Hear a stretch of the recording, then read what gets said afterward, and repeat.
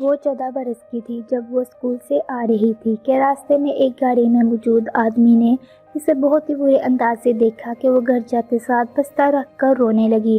بہن کے 100 سوالوں پر اس نے اتنا کہا کہ ایک آدمی نے بہت برے طریقے سے گھورا۔ اتنی معصوم تھی کہ اس کو اتنا مطلب بھی نہیں پتا تھا کہ گھورا کیوں، یہ سب ہے کیا۔ خیر وہ 13 برس کی عمر سے نقاب کرتی تھی، لیکن اگلے ہی روز اس کی بہن نے اسے عبایا پہنا دیا۔ ہاں اسے عبایا اور نقاب میں اپنا آپ محفوظ محسوس ہوا۔ 2 سال گزرے کہ 16 برس کی عمر میں وہ ٹیوشن جا رہی تھی کہ اس کے پاس راستے میں ایک بائک رکی اور لڑکا کہنے لگا بیٹھ جاؤ۔ اس نے بہت ہی الجھی نظروں سے لڑکے کو سر سے پاؤں تک دیکھا۔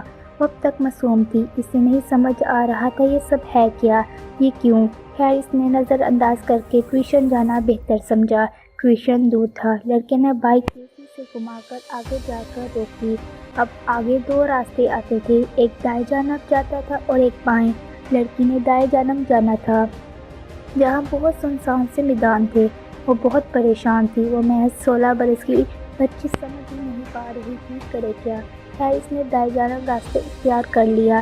لڑکا بھی بائک لے کر پیچھے آ گیا، کہنے لگا کیا ہو گیا ہے، بیٹھو نا۔ اس بار لڑکی کی آنکھوں میں تھوڑے سے آنسو آنے لگے، سوچ میں پڑ گئی یہ ہو کیا رہا ہے، مدد کے لیے پکارے کسے۔ پھر ہی سنسان سے میدان۔ لڑکی نے ہمت کی، سخت غصے میں 2-4 گالیاں نکالی اور اپنی زندگی میں پہلی بار گالیاں نکال رہی تھی۔ گالیاں نکالنے کی دیر تھی کہ لڑکا ایسے بائک لے کر بھاگا جیسے وہاں موجود تھا ہی نہیں۔ لڑکی نے گھر جا کر جب بتایا تو ماں نے ماتھا چوم کر گلے سے لگا کر کہا کہ میری شیرنی بیٹی ہے۔ خیر ماں کو کیا پتا تھا کتنا ڈری ہوئی تھی وہ لڑکی اور کوئی نہیں میں ہی تھی، اور مجھے تو جب ایسے 2 عجیب حالات دیکھنے کو ملے پھر مجھے زیادہ باہر نکلنا اچھا لگا ہی نہیں۔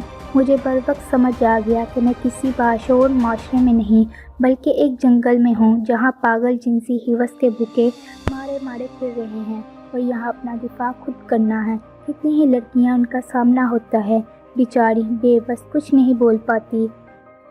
ایک عورت کو بہت کچھ برداشت کرنا پڑتا ہے۔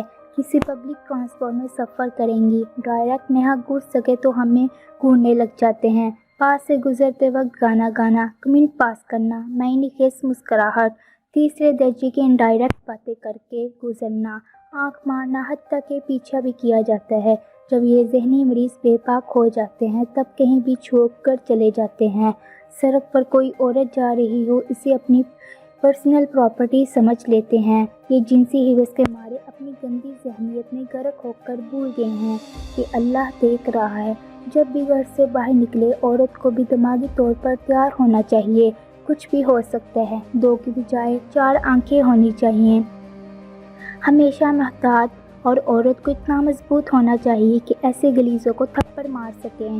تھپڑ نہ صحیح بیک میں یا ہاتھ میں کچھ بھی پکڑ لے، کوئی نکیلی چیز چاہے کوئی قلم رکھ لے، گردن میں، چہرے میں، آنکھ میں گھسیٹ دے تاکہ انہیں یاد رہے کہ کوئی نہیں چھونا چاہیے۔